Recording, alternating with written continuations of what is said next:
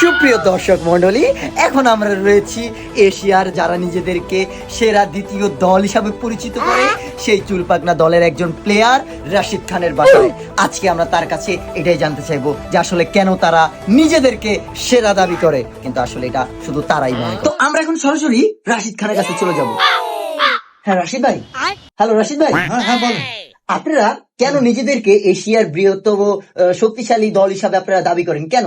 ভাই এটা যথেষ্ট কারণ আছে, কারণ আমাদের কাছে সাকিব আল হাসানের থেকেও বড় শক্তিশালী আমাদের অলরাউন্ডার কারিম জান্নাত আছে। এটা আমাদের একটা শক্তি আর কি। হ্যাঁ। কি বলছেন আরেকবার বলেন। আপনি বুঝেন না, আবার বলি।